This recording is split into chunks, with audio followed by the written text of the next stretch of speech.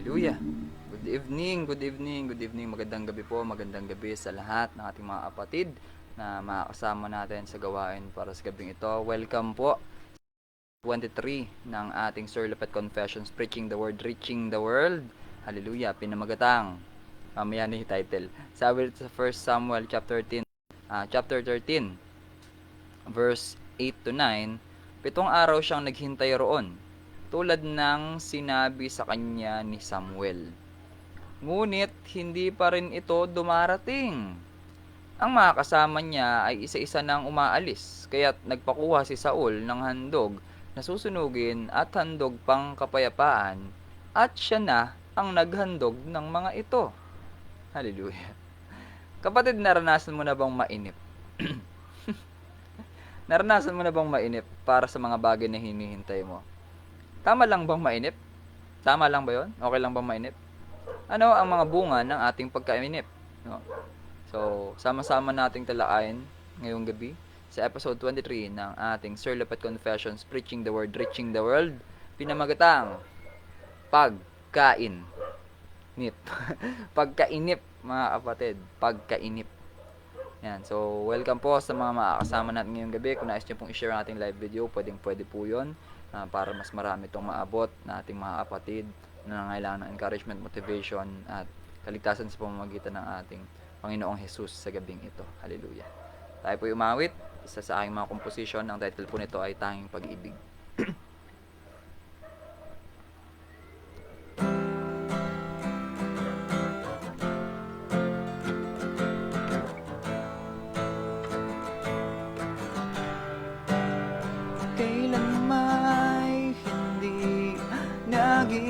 Madali ang paglayo sa'yo, pilit na kinukubli sa ngiti ang sakit sa aking puso, umaasang makikita pagtapos ng lahat ng ito. Mahihintay mo ba ako? May babalikan pa ba ako? Hanggang sa muling pagkikita, hanggang matuyo ang mga luha, ikaw pa rin ang iibigin, ang aking tanging pag-ibig.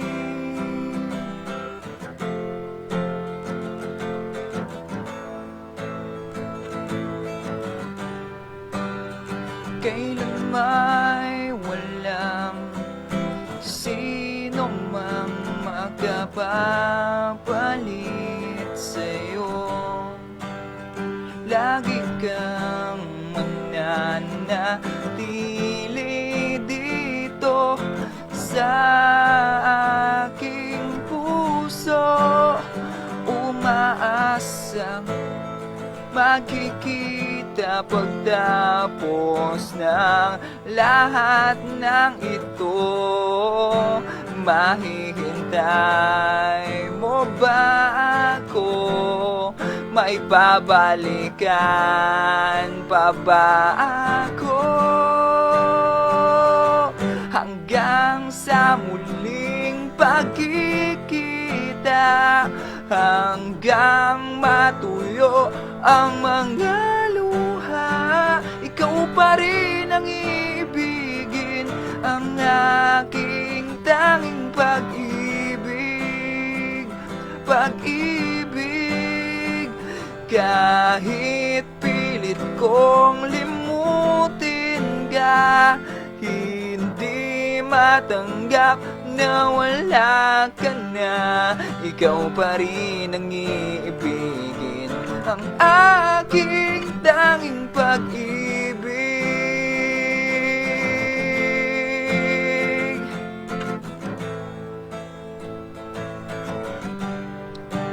Oh, oh.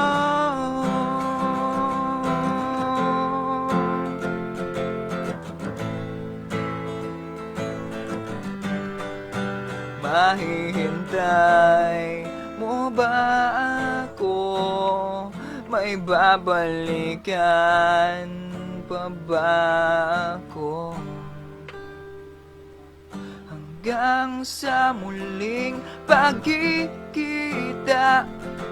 hanggang matuyo ang mga luha, ikaw pa rin ang iibigin, ang aking tanging pag-ibig. Pag-ibig, kahit pilit kong limutin ka, hindi matanggap na wala ka na. Ikaw pa rin ang ibigin, ang aking tanging pag-ibig. Ikaw pa rin ang ibigin, ang aking tanging pag-ibig. Alright. Praise God sa gabi pong ito. Magandang gabi po sa ating mga kapatid na nandito ngayon at kasama natin muli sa ating gawain para sa gabing ito. Yan, magandang gabi sa iyo, Jelly. Yan, siya ay nag-send ng kanyang wave para sa ating mga kasama dito. Yan, good evening po. So sa gabing ito, marami tayong pag-uusapan muli. Yan, sapagkat ang mensahe ng Diyos para sa bawat isa sa atin ay laging sariwa, no? Ito ay laging fresh, in English ko lang. Yan. So, basahin muna natin ang text dito. So, nandito tayo sa 1 Samuel chapter 13 verse 8 to 9. 7 araw siya naghintay roon. Alam ko mga kapatid, lahat tayo naghihintay ngayon. 7 araw siya naghintay roon, tulad ng sinabi sa kanya ni Samuel. Ngunit hindi pa rin ito dumarating. Ganyan tayo, kaya nga tayo naghihintay kasi hindi pa dumadating, di ba? Ang mga kasama niya ay isa-isa nang umalis. Okay? Isa-isa nang umalis. Isa-isa nang umaalis, kaya't nagpakuha si Saul ng handog na susunugin at handog pang kapayapaan, at siya na ang naghandog ng mga ito. No? Parang sinabi siguro ni Saul ako na bahala. Ngayon kapatid, ikaw na nanonood ngayon, naranasan mo na bang mainip? Naranasan mo na bang mainip para sa mga bagay na hinihintay mo? Tama lang bang mainip? Okay lang ba yun? Ano ang mga bunga ng ating pagkainip? So, sama-sama po tayo ngayong gabi. Welcome sa ating episode number 23 ng Sir Lupet Confessions, Preaching the Word, Reaching the World. Pinamagatang pagkainip.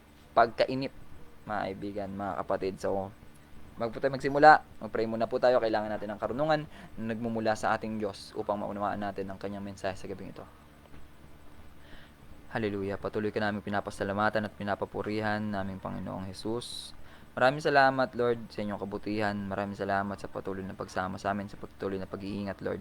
Sa gabing ito, kailangan namin ng karunungan na nagmumula sa inyo, Panginoon, and we ask for it, Lord, na ipagkaloob niyo po sa bawat isa na kasama namin ngayon, na mag-aaral ng inyong salita, at sa akin din, Panginoon, inyong lingkod na maghahayag ng inyong mensahe ngayong gabi. Maraming salamat, Lord, at sa inyo namin aalay, Panginoon, ang tagumpay ng gawain ito. Sa pangalan mo, aming Panginoong Jesus. Amen. Hallelujah. Yan, welcome. So, sa mga nais pong magpa-shoutout, yan, pwede nyo pong ilagay ang inyong pangalan at kung nasaan po kayo ngayon at kayo ay shoutout ko mamaya. Okay, hallelujah. So, para po sa mga kasama natin na gustong mag-aral ng salita ng Diyos, no? So, muli itong gawain po natin, ang purpose po nito ay para maintindihan natin yung salita ng Diyos, hindi sa paraan na parang napakabigat para sa atin, mga kapatid. So, nag-i-spend tayo ng minsan 50 minutes lang or 40 minutes para pag-aralan yung salita ng Diyos, sapagkat sa dami-dami ng kaabalahan natin sa araw-araw, mga kapatid, nakakapagod talaga. Pero yung tunay na kalakasan, kapayapaan, nakukuha lamang natin yon sa piling ng ating Diyos, mga kapatid, at sa pagbabasa ng kanyang salita. Kaya tara na, simulan na natin to. So, balik lang tayo ng kaunti. So, galing tayo sa 1 Samuel chapter 12 kung saan si Saul or si Samuel ay nagbigay ng kanyang talumpati sa mga Israelita matapos nilang makamit yung unang tagumpay, no, sa pamumuno ng kanilang unang hari na si Saul. So, nagbigay ng talumpati si Samuel doon kung saan nagbalik tanaw siya sa kanyang sa lahat ng ginawa ng Diyos na kabutihan sa bansang Israel, and yung sumunod na ginawa pagkatapos magbalik tanaw binalaan niya yung mga Israelita na kahit gaano kalaki yung maging pagkakasala nila sa Diyos ay huwag na huwag silang lalayo. Hallelujah. Ganun din tayo mga kapatid, kahit gaano man kalaki ang ating pagkakasala sa Panginoon, huwag na huwag tayong lalayo dahil kung minsan ganun ang iniisip natin, masyado nang malaki yung pagkakasala ako sa Diyos kaya hindi na ako nararapat. Mas mabuti pang lumayo na lang ako sa Diyos. Di ba?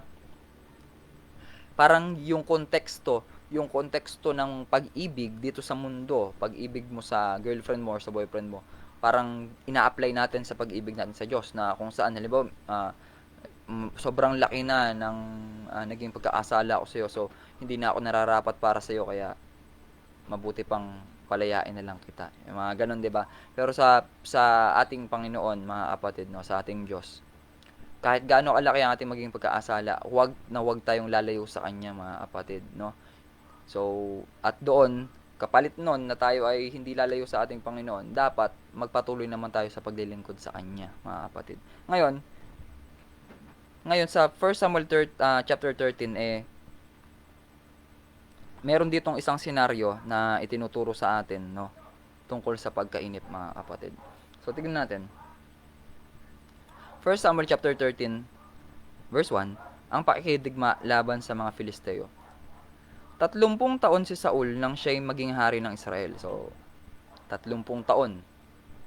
30 years old, no. So, itong mga unang part dito ay makita nyo, mga literal po ito, mga kapatid, no. It's about history. So, siya ay naghari sa loob ng 2 taon. So, binigyan na tayo dito ng idea na yung pagiging hari ni Saul sa Israel ay short-lived lang, no. 2 years lang siya na naghari sa Israel. Verse 2, pumili si Saul ng 3,000 tauhan. So, 3,000, 3,000. Ang 2,000 ay isinama niya sa Mikmas at sa kaburulan ng Bethel. So, para silang nagpangkat-pangkat and then may pupuntahan sila, no? So, pumunta sila sa Mikmas at sa kaburulan ng Bethel. Ang 1,000 naman ay pinasama niya kay Jonathan sa Gibeah. So, lang tayo, konting trivia lang. Si Jonathan po dito ay anak niya, no? So, ang 1,000 naman ay pinasama niya kay Jonathan sa Gibeah, saop ng Benjamin. So, hindi na binanggit kung sino ang asawa ni Saul, basta siya ay nagkaroon ng anak. Ito ay si Jonathan. So, ang iba ay pinauwi niya sa kani-kanilang tolda. So, nakita natin may dalawang grupo dito. We have grupo ni Saul at grupo ni Jonathan na kanyang anak. Sa verse 3, nasaop na ni Jonathan ang kampo ng mga Filisteo sa Gibeah at ito ay napabalita sa buong lupain ng mga Filisteo. So, nakita natin yung anak niya ay nagtatagumpay, no? Ipinabalita naman ni Saul sa buong Israel ang nangyari at tinawagan ang buong bayan na makidigma. So, ganito kasi yun, parang nakita ni Saul na kayang-kaya naman pala. Kayang-kaya naman pala ng ating mga kababayan. Kayang-kaya naman pala mismo ni Jonathan na pamunuan yung pagsakop doon sa mga Filisteo. Kaya sabi niya, bakit di pa natin isama lahat? Parang gano'n. Ipinabalita naman ni Saul sa buong Israel ang nangyari at tinawagan ang buong bayan na makidigma. Sumama na kayong lahat, no? Nagtatagumpay sila Jonathan. So, ganun. Parang ganun din tayo, di ba? Pagka alam natin na merong pangyayari na talagang alam natin na magbe-benefit tayo, nagjo-join tayo. Legit yan, sali ako dyan, di ba? Ngayon, sa verse 4, nang marinig ng mga Israelita na nasakop na ni Saul ang isang kampo ng mga Filisteo at malaman nilang napupuot sa kanila ang mga ito, nagkaisa silang sumama kay Saul sa Gilgal upang maipaglaban. So, yun na. To make it short, dumadami na yung puwersa ni Saul, no? At ganoon din tayo minsan, no? Mas nakakalakas talaga ng loob yon pagka makikita natin na marami ng mga tao na tumutulong sa atin, pagka marami ng tao pinapadala yung Diyos. Mas lalo tayong na-encourage, mas lalo tayong na-motivate. Hallelujah. Sa verse 5, nagtipon-tipon din ang mga Filisteo upang harapin ang mga Israelita. Siyempre, itong mga kaaway, hindi naman sila papayag na ganun-ganun lang yon, no? Hindi sila papayag na, sige, naghahanda na pala kayo maghahanda rin kami, parang ganun. So, yung mga kalaban nila, ganito naman karami. Ang karwahe nila ay 30,000, at 6,000 ang mga kawal na nakakabayo. So, laki ng puwersa ng Filisteo, mga kapatid, no? So, ang karwahe nila ay 30,000. So, kung makita natin sa mga movie, ito yung chariots na tinatawag, no? Kung saan nakasakay yung mga mandirigma. Tapos, meron sila mga horsemen, 6,000 naman, no? And then, at parang buhangin sa dagat, ang dami ng mga kawal na naglalakad. So, parang buhangin sa dagat, ang dami ng... So, yung mga naglalakad, alam niyo naman yung kung nanonood kayo ng mga palabas, di ba? Ito yung mga talagang may dalang espada, o kaya sibat, o kaya paana, no? Naglalakad ito mga to. Ngayon, sila ay nagkampo sa Mikmas sa gawing silangan ng Bet Aven. So, parang magkatabi lang sila kasi meron ding kampo yung Israelita sa Mikmas eh. Ngayon, nakita ng mga Israelita ang malaking panganib, no? Nakita ng mga Israelita ang malaking panganib na kanilang kakaharapin at natakot sila. Hallelujah. Mga kapatid, normal talaga to sa ating mga tao, no? Pag nakikita natin na parang matindi yata to matindi yata tong kakaharapin natin di ba? So, natatakot tayo. Halimbawa, pagka meron tayo sa balita na nakikita natin na merong bagyo, di ba? Merong bagyong paparating. Kapag merong bagyong paparating at nalaman natin mula sa balita na yung kanyang intensity o yung kanyang bugso, yung lakas ng hangin ay matindi, no? Ang tendency natin ay talaga sa takot natin, nagbubunga yun na parang mas paghandaan natin siya. Ngayon, ganun din, sa pag nanood tayo ng balita, makikita natin na maraming kaso ng lumalaganap na sakit ngayon. So, nagbubunga yun ng pagkatakot sa atin, no? So, ganun din dito dahil ang dami, nakita nila, ang dami ng kalaban, no? Ang dami ng kalaban. Ngayon, nakita ng mga Israelita ang malaking panganib na kanilang kakaharapin at natakot sila. So, takot na yung mga Israelita dito, mga kapatid. Kaya't nagkanya-anya silang tago sa mga kuweba, hukay, libingan, malalaking bato at mga punong kahoy. So, paano ba namang hindi nila makikita yun? 30,000 yun, no? Na chariots, tapos dagdag mo pa yung 6,000 na horsemen. O, tapos meron pang hindi mabilang na mga mandirigma na naglalakad. So, di sabihin, walang sasakyan yung mga yon. So, kaya normal lang na sila ay natakot, no? Kaya't nagkanyaan niya silang tago sa mga kuweba, hukay, libingan, malalaking bato at mga punong kahoy. Tayo mga kapatid, ganun din tayo kung minsan, no? Pagka nandiyan yung mga kaaway, ang dami mga problema, di ba?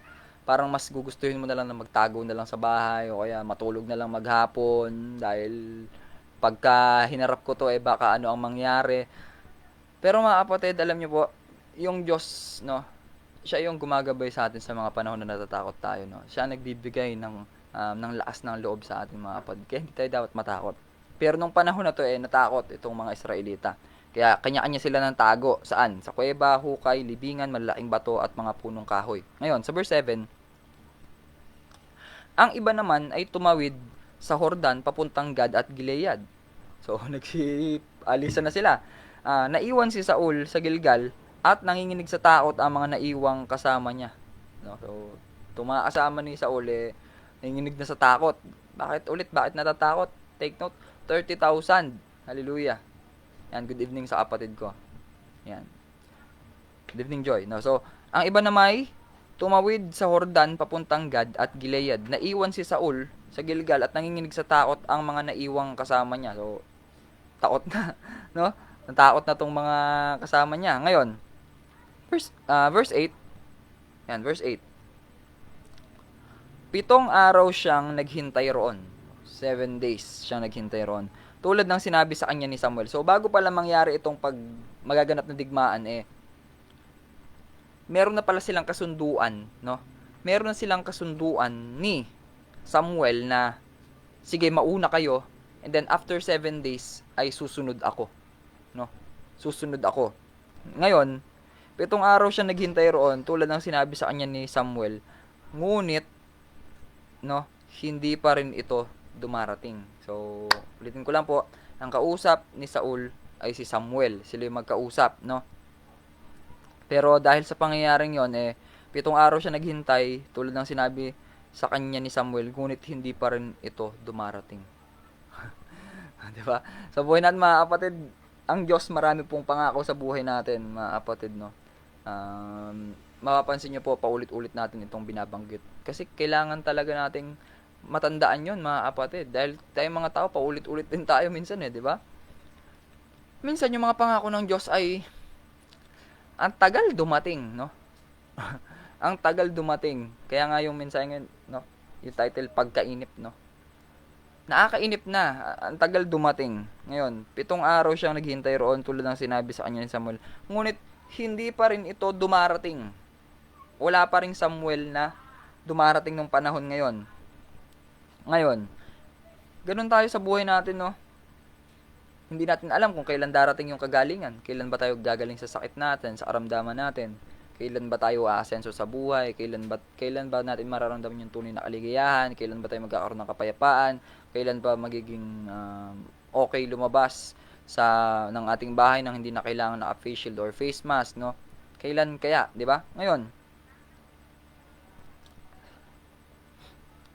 ang mga kasama niya ay isa-isa nang umalis. 'Di ba? Ang mga kasama niya ay isa-isa nang umaalis, no? Para itong palabas na pinapanood natin, no. Kung halimbawa hindi naman maganda yung kwento, 'di ba? Lilipat mo na lang siya ng channel. 'Di ba? Parang ganoon. Meron tayong mga ganong tendency kung minsan, no. Pagka parang yung expectations mo hindi natutupad, hindi nangyayari, nagshi-shift tayo, nagpapalit tayo ng gusto nating gawin sa buhay dahil yun yung bunga na ating pagkainip, no? Kaya dahil hindi pa dumadating si Samuel, 7 days ang usapan, darating si Samuel pero hindi pa rin siya dumadating. Ang mga kasama niya ay isa-isa nang umaalis, no? So isa-isa nang umaalis, mga kapatid. Ang mga kasama niya isa-isa nang umaalis. Kaya't nagpakuha si Saul ng handog na susunugin at handog pang kapayapaan at siya na ang naghandog ng mga ito, no? So, ayoko pang sabihin yung talagang mangyayari dito. Pero mga kapatid, isipin niyo po. Hindi na nakapaghintay si Haring Saul. Hindi na siya nakapaghintay. So, ang ginawa niya matagal pa yata dumating si Samuel. Di bale, ako na. Kuha kayo ng handog na susunugin at handog pang kapayapaan. At ako na yung maghahandog. Parang ganoon, no? Alam niyo po mga kapatid, ito yung nakakatakot sa buhay natin, no? Alam niyo po, isang nakakatakot para sa buhay ng isang Kristiyano, ng isang mananampalataya, ay yung tayo ay mainip, mga kapatid, no? Alam niyo po, tayo mga Kristiyano, sabi ko nga, Christian, Christ, di ba? Si Christ, yung hinihintay natin, si Christ, no? Kung bakit man tayo naging Kristiyano, mga kapatid, no? At kapag naging Kristiyano tayo, yung buhay natin ay connected na kay Christ, connected na kay Jesus. Ngayon, kapag tayo ay nananampalataya sa ating Panginoong Jesus, tayo ay nananampalataya, we believe na siya ay babalik muli, no? Siya ay babalik muli, no? Babalik siya para saan? Para hanguin yung lahat ng mga tao na sumampalataya, umibig at sumunod sa kanyang kalooban, no? Yung sumunod sa kanya. 'Di ba yun. Ngayon, kung minsan, dahil nga hindi natin alam kung kailan babalik si Jesus. Ayun. Meron marami sa atin o ilan sa atin ay naiinip, no? And kung minsan ay may isip natin na since wala namang makapagsabi kung kailan babalik si Jesus, baka matagal pa naman. So baka pwede munang happy muna ako, mag-chill muna, mag-relax muna, mga kapatid. Pero alam niyo po, yun nga po yung maganda dun sa hindi natin alam kung kailan babalik si Jesus Dahil sa pangyayaring yon, dahil sa ganung katotohanan meron challenge para sa atin na bawat araw ay isipin natin na yun na yung kinabukasan o mamaya yun na yung araw na babalik si Jesus. Ibig sabihin, hinahayaan natin yung sarili natin na unti-unting baguhin ng ating Diyos hanggang sa kanyang muling pagbabalik. 'Di ba? Hindi tayo yung saan na lang, baka matagal pa naman bumalik si Jesus. So, ganun. So, ngayon, kapag hindi natin yun na-manage ng maayos, doon napapasok yung pagkainip, mga kapatid. Pag nainip tayo, we tend to do things sa mga sarili nating pamamaraan, no? Ngayon, 7 araw siyang naghintay roon tulad ng sinabi sa kanya ni Samuel, ngunit hindi pa rin ito dumarating, no? Parang si Jesus, 'di ba? Hindi pa rin siya dumarating hanggang sa panahon na 'to, no? So, alam niyo po maganda rin 'yon kasi mas nabibuild nun yung faith natin, 'di ba? Mas nag-aaron tayo ng pananampalataya sa Diyos, no?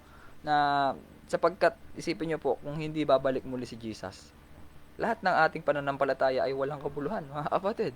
Tandaan po natin yon. Kung si Jesus ay hindi muli babalik, walang kabuluhan lahat ng ating pananampalataya na ito, mga kapatid. Pero tayo ay may faith, nananampalataya tayo na someday, no, muli magbabalik si Jesus, no. Ngayon, kaso, ang problema kay Saul, 7 araw lang na hindi pa nakakabalik or dumarating si Samuel, nainip na siya. Ang ginawa niya, nagpakuha na siya ng handog na susunugin at handog pang kapayapaan, at siya na ang naghandog ng mga ito. Alam niyo po anong pinakamatindi dito, kapatid? Verse 10, katatapos lamang niyang maghandog nang dumating si Samuel. Hallelujah. Let it sink first sa mga isip natin, mga kapatid. Katatapos lang ni Saul na maghandog dahil nga nainip na siya. Hindi pa dumadating yung kausap niya, si Samuel. Matagal ka pa naman at dumating. Ako na yung maghahandog dito. Ako nagagawa nito. Problema, mga kapatid, katatapos lamang maghandog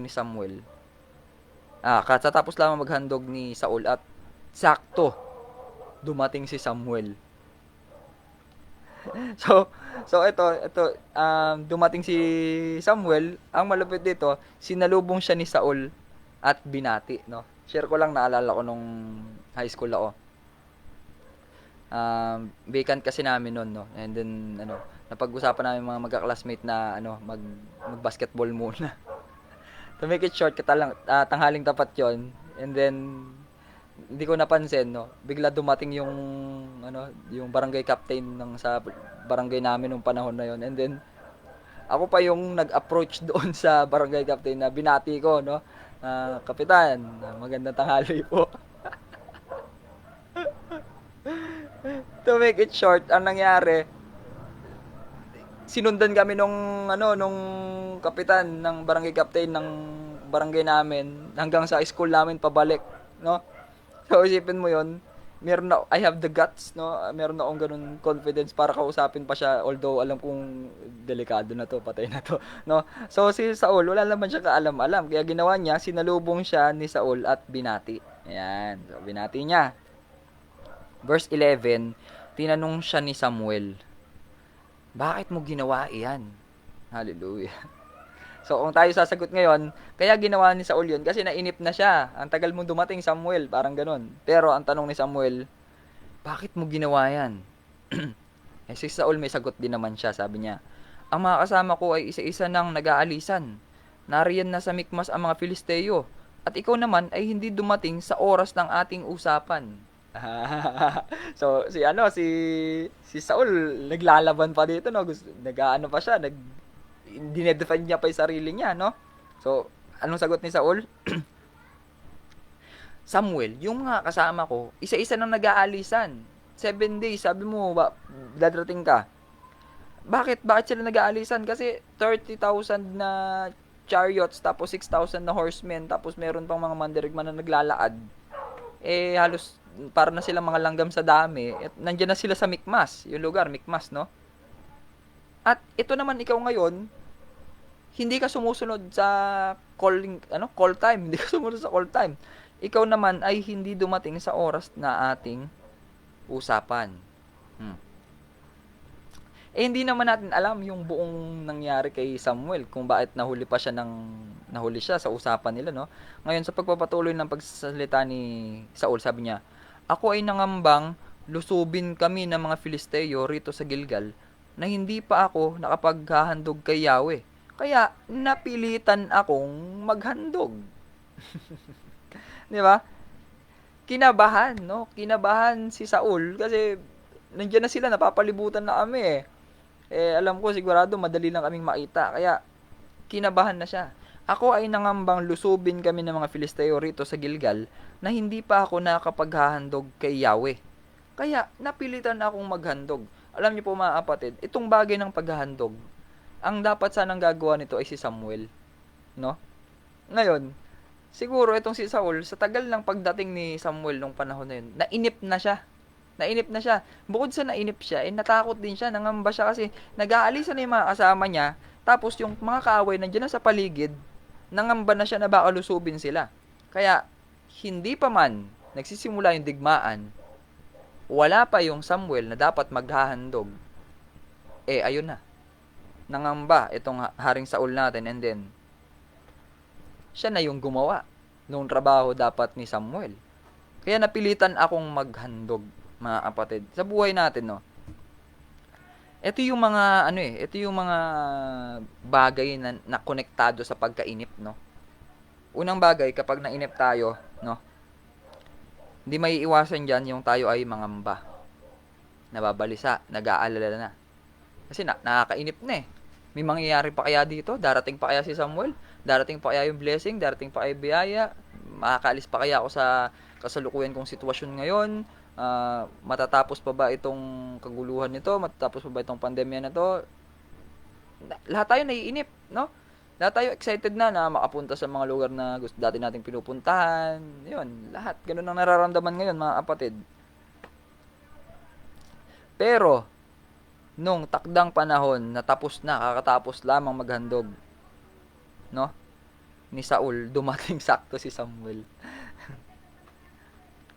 Alam niyo po, mga kapatid, isa to sa mga confessions ko, no. Bilang isang lingkod ng Panginoon, kahit lingkod din tayo ng Panginoon, hindi natin masasabi kung kailan siya darating. Ngayon, minsan, pagka sa kawalan, no, mapapag-isip mo, parang, isipin nyo, gaano kaya kung alam natin kung kailan babalik yung ating Diyos, yung ating Panginoong Jesus. Nakakatakot yun, mga kapatid, no? Nakakatakot kung alam natin kung kailan siya muling babalik. Nakakatakot. Kasi, pag alam natin kung kailan babalik yung ating Panginoong Jesus, magkakaroon tayo ng deadline para sa mga sarili natin. So, pag alam natin na sa 2000 something pa siya darating, yung mga taon bago mangyari yun, merong tayong temptation na gawin muna kung ano yung gusto natin. And then, pag dumating na yung taon bago mangyari yung pagbabalik ni Jesus, doon na tayo mag-aayos ng ating buhay. Nakakatakot, mga kapatid. Kaya yun po, I hope nauunawaan po natin. Isa po yun sa mga dahilan kung bakit hindi natin kailangang malaman kung kailan babalik ang ating Panginoon, mga kapatid, no? Para meron tayong faith pa rin. Dun pa rin, may pagpatuloy pa rin natin kasi we are living by faith and not by sight. Dun tayo nabubuhay sa mga bagay na hindi natin nakikita. At kahit hindi pa natin nakikita, naniniwala tayo na mangyayari na ito yung magaganap. So, that is faith. Pero si Saul, dumating sa punto ng buhay niya na siya ay nainip at nawala ang kanyang faith. Akala niya hindi na dadating si Samuel. So, bakit mo ginawa yan? Tanong ni Samuel. Sumagot siya, ang mga kasama ko ay isa-isa nang nag-aalisan. Nariyan na sa Mikmas ang mga Filisteo at ikaw naman ay hindi dumating sa oras na ating usapan. Ako'y nangambang lulusubin kami ng mga Filisteo rito sa Gilgal na hindi pa ako nakapaghandog kay Yahweh. Kaya napilitan ako maghandog. Ngayon, ano ang sagot ni Samuel? Sabi ni Samuel, malaking kasalanan niyang ginawa mo. No? So isipin nyo, bunga ng ating pagkainip, mga kapatid, nagbubunga pala yon kung minsan ng kasalanan, ng paggawa natin ng kasalanan, no? Kung sinunod mo ang iniuutos sa iyo ni Yahweh na iyong Diyos, ang sambahayan mo sana ang maghahari sa buong Israel habang panahon, no? So sinabing sambahayan, ibig pong sabihin nitong sambahayan is kahit mamatay si Saul, magkakaroon siya ng anak. Yun yung susunod na magiging hari. Tapos yung anak ng anak ni Saul, mamamatay yung anak ni Saul, pero yung apo niya, yun na naman yung magiging hari. Hanggang sa susunod, kumbaga, sambahayan, yung linyada nila, yung lahi nila, sana ang maghahari habang panahon sa Israel. Pero dahil sa nangyaring ito, malaking kasalanan niyang ginawa mo. Hindi, kung sinunod mo ang inuutos sa iyo ni Yahweh na iyong Diyos, ang sambahayan mo sana ang maghahari sa buong Israel habang panahon. Ngunit dahil sa ginawa mo, hindi na matutuloy iyon. Mga kapatid, no, ito ay hindi naman applicable sa ating lahat, no. Applicable ito, no. I'm talking to someone na kung pairamdam mo at ni-reveal na sa iyo ng Lord na meron kang dakilang purpose na gagawin, no. At hindi tayo sumunod sa kanyang iniuutos para magampanan natin yung purpose na yun, mga kapatid. Nakakatakot. Dahil kapag nakita ng Lord na hindi tayo karapat-dapat ton, yun ay maililipat niya sa iba. Kaya nga po dito sa una nating binasa kanina binanggit na dito na 2 years lang. 2 years lang ang paghahari ni Haring Saul sa Israel, no? Ngayon, ito pala dahilan dahil dito sa ginawa niya na napilitan na lang siya na maghandog dahil di pa dumadating si Samuel. Ngayon, ngunit dahil sa ginawa mo hindi na matutuloy iyon. Si Yahweh ay pipili ng isang taong mula sa kanyang puso na mag-aahari sa Israel sapagkat hindi mo sinunod ang mga utos niya sa iyo. Isipin niyo mga kapatid, dahil lang sa hindi pagsunod sa utos ng Diyos, hindi yung pangako kay Saul no nakatakda ay maililipat sa iba, mga kapatid. So tayo, ito ngayon ang magiging pananampalataya natin. This will be our faith na may mga pangako yung Diyos, may plano yung Diyos sa buhay natin na maaaring ibigay niya sa iba once na makita niya na hindi tayo karapat-dapat para doon, mga kapatid, no? Dahil to, saan ba nagsimula to? Nagsimula lang to sa simpleng pagkainip, no? Nangamba na siya, nabalisa na siya, iniiwan na siya ng mga tao niya, nag-aalisa na yung mga tao. Ano to, itutuloy ko pa rin ba to? Wala pa si Samuel, ako na lang yung maghahandog. Di ba mga kapatid? Ganon, sa buhay natin iba-iba. Ang pag-asenso sa buhay ay hindi kailangang minamadali, mga kapatid. Parang pag-aaral lang yan. Hindi pwedeng grade 1 ka and then kinabukasan college ka na. Dumadaan yon sa proseso, mga kapatid, di ba? So, dito makikita natin na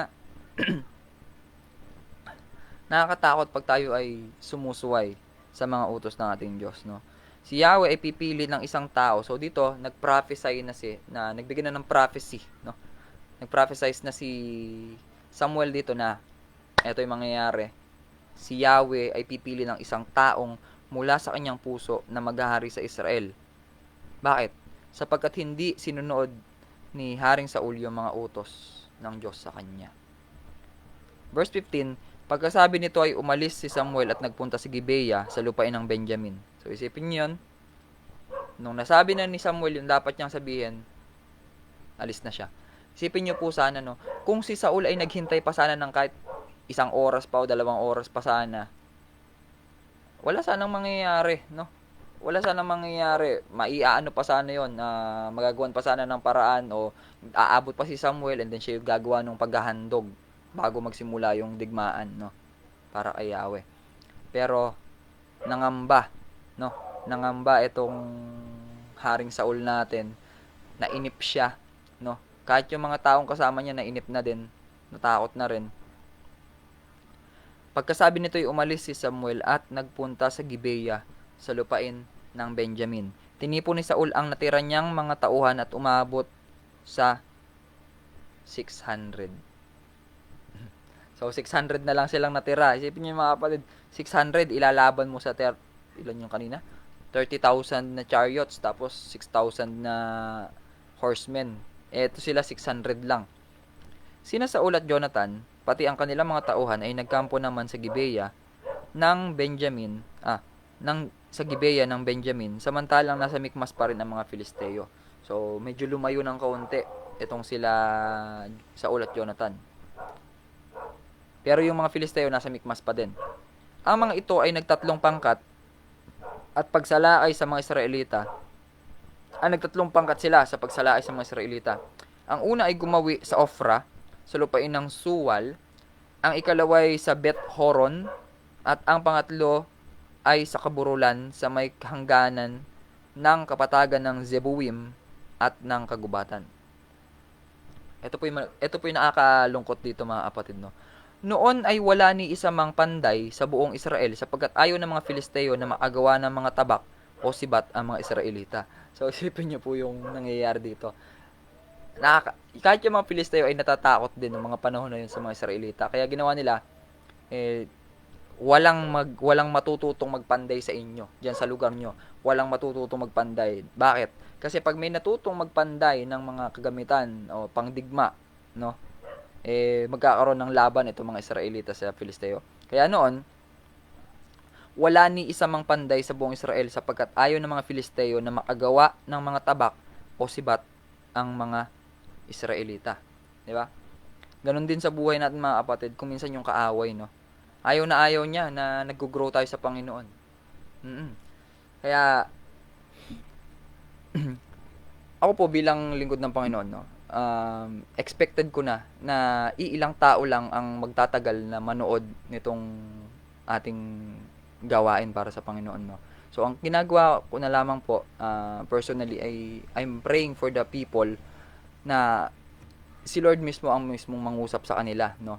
Dahil sino lang ba naman ako, tao lang naman ako, no. Ngayon, yan ang gusto ng mga kaaway, no. Yan ang gusto ng ating kaaway, yan ang gusto ni Satanas, mga kapatid, na ipapakita niya sa atin yung kahirapan para tayo ay mangamba, para tayo ay mag-alala.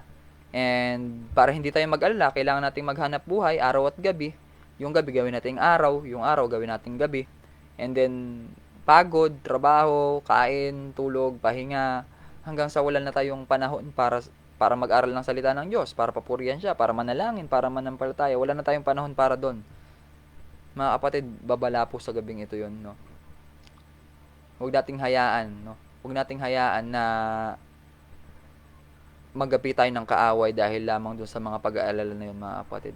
Marami sa atin magsasabi, wala naman, di naman, 'di ba? Sabi, God is always with us and God is good all the time. Tama naman po 'yun, 'di ba? Kaya nga buhay tayo araw-araw, 'di ba? Kaya nga meron tayong kalakasan, 'di ba? Kaya nga pinapasikat pa ng Diyos yung araw, sa mabuti man o masama, sa mahirap o mayaman, pinapasikat ng Diyos ang araw para sa ating lahat. Pero alam niyo po, mga kapatid, meron pa rin tayong free will, meron pa rin tayong kalayaan na mamili kung tayo ba isusunod sa Diyos o hindi. At ayun na, pag tayo ay nakaranasan ng kahirapan, yan talaga number 1 yan, mga kapatid, no. Sa sino mang makapanood nito, magbantay tayo, mga kapatid, dahil yung kahirapan, yan ang isa sa number 1 na pwedeng gamitin ng kaaway para mas lalo tayong lumayo sa Panginoon or mas lalo tayong mapalayo. Bakit? Pag naramdaman kasi natin na tayo ay nakakaranas ng kahirapan, ang tendency natin ay gumawa ng paraan, no. So pag gawa natin ng paraan, maaari siguro sa una ay tayo mananalangin sa Lord para ipag-pray na tayo ay magkaroon ng hanap buhay para magapi ang kahirapan, may ihahon sa hirap ang ating pamilya. Pero pag binigay niya na yung trabaho, binigay niya na yung hanap buhay, mga kapatid, ano na ang susunod? Ayun na, syempre, tambak na yung trabaho, kakain, magpapahinga, matutulog, and then repeat, trabaho ulit, pagod, kain, everything. Na ang ending, pag matutulog na tayo sa gabi dahil sa sobrang pagod, sobrang stress, diretso matulog na lang. Huwag na magbuklat ng Bible. Hayaan mo yung Bible. Sila pastor na bahala dyan, sila na bahala. Hindi po ganun, mga kapatid, no? Paano ngayon? Wala naman tayong mga pagtitipon. Di ba? Hindi po pwede yun na iasa na lang natin kay Father, no? Iasa na lang natin kay ministro, iasa na lang natin kay pastor. Sila na lang bahalang magbuklat ng Bible. Hindi po ganoon, mga kapatid. Dapat tayo din mismo sa kanya-kanya nating tahanan, meron tayong panahon para mag-aral ng kanyang salita, mga kapatid, no? Kaya ganoon po tayo. At ngayon, sa panahon na to, ang mga tao talagang abalang-abala, mga kapatid, no? Makikita nyo po, syempre, maraming mga tao, kailangan nga ng pera. That's why, kailangan nilang mag-live stream sa social media para dahil yun ay namamonetize. So, kailangan maraming followers, maraming mga invite na kailangan. And then, para makompleto lahat ng yun. And then, eventually, monetize na ang channel. And then, yun na. Paulit-ulit na lang yun. Ganun, mga kapatid, no? I'm really preaching this word, no. Alam ko maraming mga tao ang magagalit, may inisaan dito sa sinasabi ko, pero mga kapatid, ganyan naman, 'di ba? Ganyan din naman yung ginawa ng Diyos kay Jesus. Sinasabi ganyan naman ginawa ng mga tao sa ating Panginoong Jesus. I mean, no. Sinasabi ni Jesus yung katotohanan, pero ayaw nila yung katotohanan, kaya anong ginawa? Ipinako nila sa krus yung anak ng Diyos, 'di ba? Hindi nila pinaniwalaan yung katotohanan. Kaya sa ginagawa ko po itong live, no, para sa sino mo makakapanood nito, ikaw man ay kamag-anak ko, ikaw man ay kaibigan ko, ikaw man ay estudyante ko, ikaw man ay katrabaho ko, I am preaching the word of God dito na, mga kapatid, no, huwag po tayong magpalamon, huwag tayong magpakain sa sistema, huwag po tayong malugmok sa sistema, sa ideya na ang buhay natin ay puro trabaho lang, no, at puro enjoyment na hindi nakakalugod sa ating Panginoon, no. Nakakalungkot po 'yun, mga kapatid. Kasi yung mga kaaway, no, yung kaaway natin sa paligid, no, ang diablo, mga kapatid, active siya, no? Active siya sa pagsisila, no? Pagwawasak, paninira, pagpatay, active yung kaaway, no? Active siya. Kaya kung tayo ano-ano ba ang mga pinapatay ng kaaway? Hindi lang naman literal na pumapatay ng tao ang kaaway. Pinapatay niya rin yung kaligayahan, yung kagalakan natin, mga kapatid. Pinapatay niya yung kapayapaan, yung kapanatagan ng loob. Pinapatay niya yun. Pinapatay niya yung ating masiglang katawan, di ba? Kaya mga kapatid, sa 1 Samuel 13:19 sabi, noon ay wala ni isa mang panday sa buong Israel, sapagkat ayaw ng mga Filisteo na maagawa ng mga tabak o sibat ang mga Israelita. Ganon yung kaaway sa buhay natin, mga kapatid. Ayaw niya na tayo ay makagawa ng ating tabak o sibat, no? Ayaw niya na tayo ay mas mapalapit sa Diyos. Ayaw niya yun, mga kapatid. Dahil pag nangyari yun, alam din ng kaaway kung gaano kalakas yung Diyos ng Israel, yung Diyos na buhay, yung Diyos na pinaglilingkuran natin. At wala siyang ganap doon. Wala siyang magagawa kapag binanggit natin ng pangalang Jesus. The demons, ano yun yung may term doon basta sila ay nalulugmok, no? Yung mga diablo ay nanginginig sa takot pag narinig nila ang pangalan ni Jesus, no? Ngayon, verse 20, kaya nga ang mga Israelita ay sa mga Filisteo na nagpapahasa ng kanilang araro, asarol, palakol at karit. Hindi ba ironic yun, mga kapatid, na minsan yung kaaway mo siya rin yung tumutulong sa'yo? Di ba? Kasi itong mga Israelita, dahil nga wala silang panday sa lugar nila, sa bansa nila, yun, sa mga Filisteo sila nagpapahasa ng mga araro nila, asarol, palakol at karit. Karit, no? Karit. Okay. Karit, no? So, dito mga kapatid, makikita nyo po, yun na lang yung nagagawa nila. Parang, mga Filisteo, pahasa naman kami ng araro nyo. Pahasa naman, gusto namin ipahasa tong araro namin. Magtatanim sana kami ng talong, magtatanim sana kami ng kamatis, no? Pahasa naman itong araro namin, tsaka asarol, palakol at karit. So, itong mga Filisteo, iniisip nila, sige, madaling ano lang sa amin yan. Hindi nyo naman magagamit sa ikipagdigmaan yan na palakol yung dala nyo, o kaarit yung dala nyo, asarol, o pang-araro. Hindi nyo naman magagamit yan sa amin. Isang sibat lang namin kayo, o pana. So, sa mga Filisteo, okay lang yon. Eto pa, mahal ang bayad nila sa pagpapahasa ng palakol o karit, at mas mahal pa para sa araro o asarol. So, isipin nyo, down, no? Napakababa ng kalagayan ng mga Israelita nung panahon na to, mga kapatid, no? At ganun din tayo, no? Kapag talagang babang-baba na yung pangyayari sa buhay natin, no? Na iisipan natin na gawin yung mga bagay na kahit nalabag na sa kalooban natin, mga kapatid. No? Pinepresyohan na ng mahal yung pagpapahasa ng palakol at nung karit. Tapos mas mahal pag araro o asarol yung pinapahasa. Grabe naman tong mga Filisteo, no? Talagang they are controlling the system. Ngayon, verse 22, kaya sinasaul at Jonathan lamang ang may tabak. Isa man sa mga kasamahan nila ay walang dalang patalim. Hallelujah. I'm gonna preach this. Revelation, hallelujah. Ayan tayo ngayon, mga kapatid, no? Ni isa man sa atin, walang dalang patalim. Ano to, kailangan may dalang balisong, may kailangan, may dalang 29, may kasala. Hindi, mga kapatid. Wala tayong pangdepensa sa kaaway, mga kapatid. Wala. Bakit? Kasi ninanakaw ng kaaway yung mga asarol natin, no? Kaya ninanakaw niya lahat ng resources natin. Yung lahat ng binibigay sa atin ng Panginoon, kinukuha nung kaaway, no? Pag tayo binigyan ng karunungan ng Panginoon at ginamit natin sa bagay na hindi katanggap-tanggap sa paningin ng Diyos, nanakawin ng kaaway yung kagalakan natin. Sasabihin natin, binigyan naman ako ng karunungan ng Diyos, pero bakit malungkot pa rin ako? Binigyan ng karunungan pero sa iba ginamit. Ano nangyari? Kaya nalulungkot tayo, no?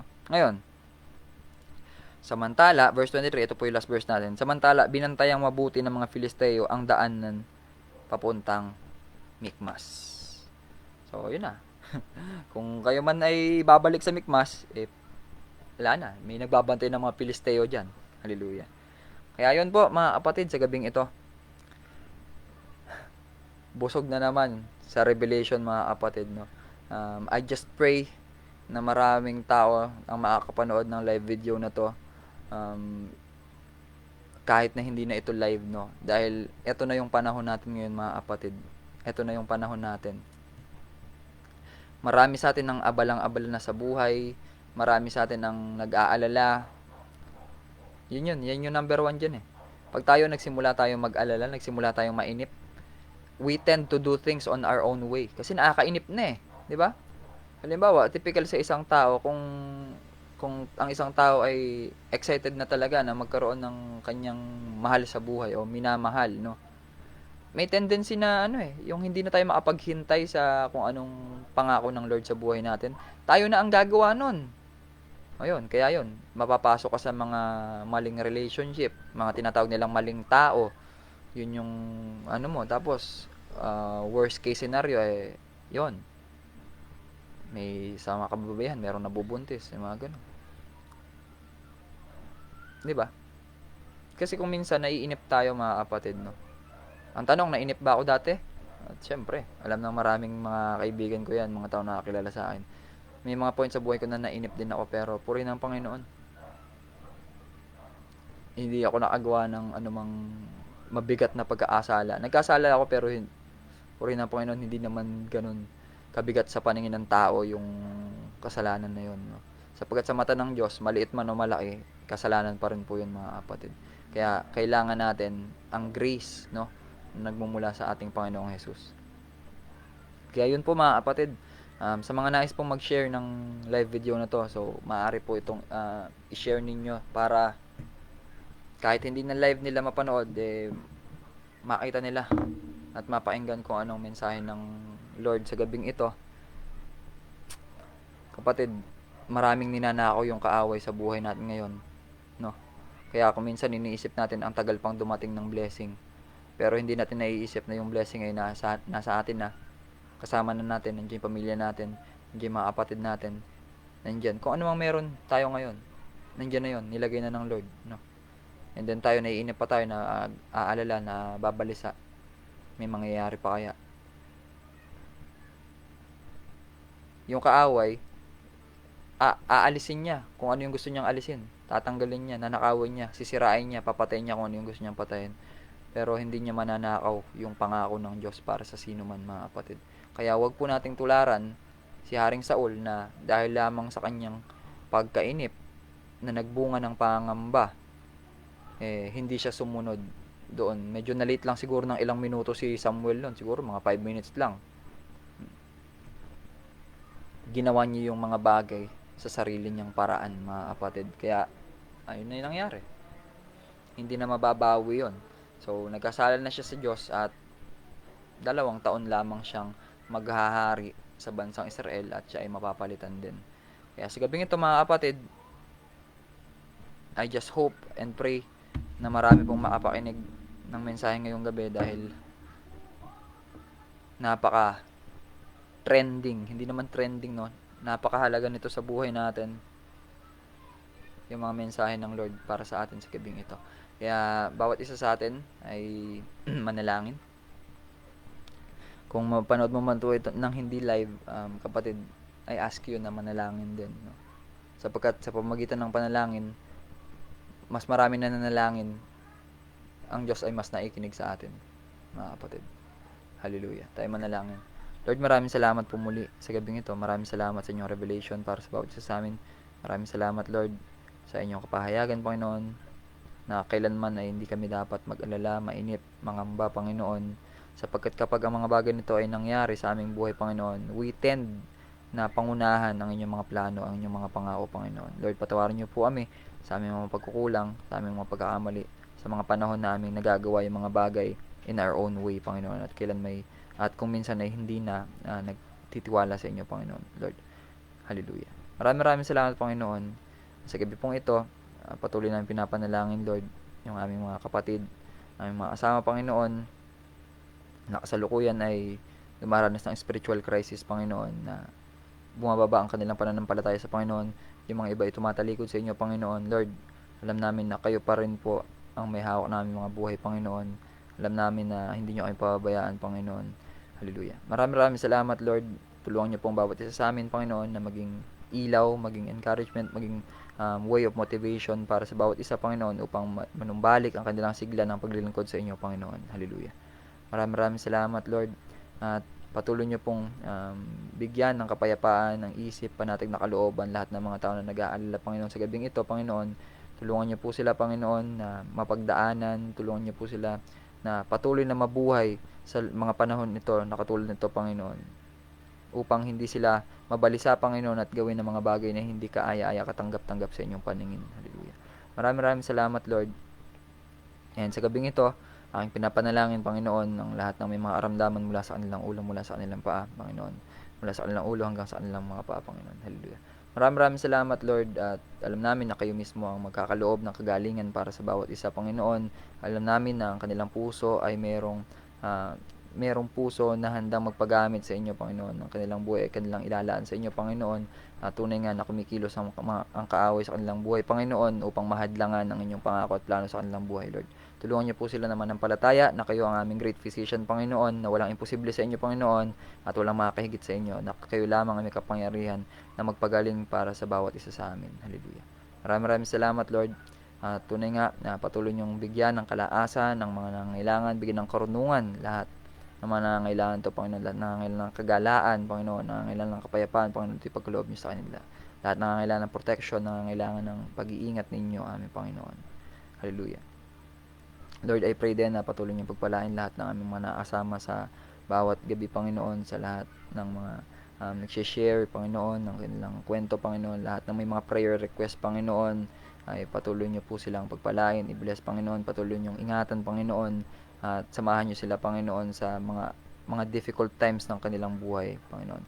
Maraming salamat, Lord. I also pray, Panginoon, na patuloy niyo pagpalain ng programa ito, Panginoon. At ang inyong lingkod, Panginoon, tunay nga na gamitin niyo ako patuloy, Panginoon, habang ako'y nabubuhay, habang ako'y malakas, Panginoon.